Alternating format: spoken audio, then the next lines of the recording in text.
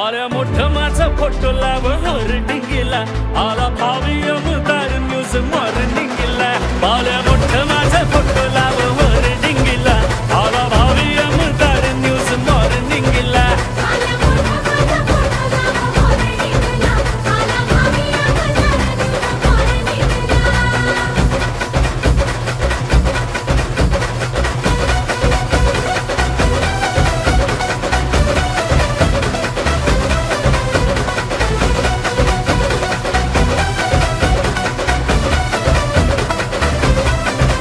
साध्या भैया वाटप करून केली सुरुवात मतदारा संगणात माझं जोडलं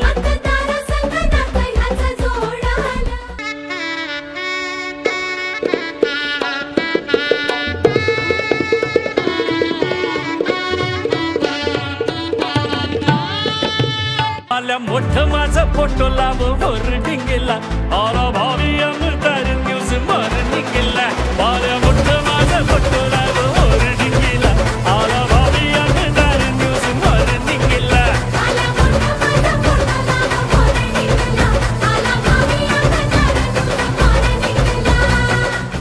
आपण 2014च्या इलेक्शन नंतर इथं सगळी टीम ही छान जोडली आणि जिल्हा परिषदला निवडून दिल्यावर खरंच भारतीय जनता पार्टीचं काम या ठिकाणी वाढलं आणि संघटन वाढलं, लोकांचा विश्वास भारतीय जनता पार्टीवर वाढला, म्हणूनच राजूभाऊ या ठिकाणी निवडून आले आणि खरंच तुम्ही छान सत्कार हा राजूभाऊचा या ठिकाणी इतके रात्र असून ग्रामीणची जनता असून थंडीमध्ये सगळे बसले आहे, हे खरे बसले आहे तुम्ही राजूभाऊच्या प्रेमापोटी आणि मी तुम्हाला राजूभाऊ तर्फे वचन देतो जे कुठलं काम असेल या 5 वर्षात आपण जास्तीत जास्त काम राजूभाऊ या ठिकाणी करतील, मग राहिला MIDCचा विषय असो, स्वयंरोजगाराचा विषय असो, राजूभाऊच्या डोक्यात भरपूर प्लॅनिंग आहे, त्यांनी असेच कितीतरी मुलं ITI झालेले पुन्हा मुंबई नागपूर नाशिकला पाठवले, नोकरी लावून दिल्या, कितीतरी मेळावे आमदार व्हायच्या आधी त्यांनी घेतले आहे, आपल्याला माहित आहे आयुष्यमान कार्डचे मेळावे घेतले, लाडकी बहिणीसाठी राजूभाऊ किती झटले,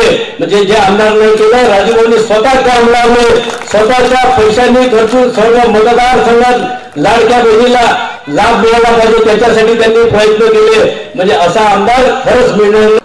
त्यावेळेस या विधानसभेतील संपूर्ण जनतेने बघितलं असेल, त्या विधान भवनामध्ये पहिल्यांदा 25 वर्षापासून देवळी पुलगावचा आवाज गुंजला असेल तर या पहिल्या झालेल्या अधिवेशनामध्ये देवळी पुलगावचा आवाज गुंजला आणि आम्ही काय मागणी केली तिथे, आम्ही मागणी केली पुलगावचं ग्रामीण रुग्णालय जे आहे त्याला उपजिल्हा रुग्णालयाचा दर्जा मिळाला पाहिजे.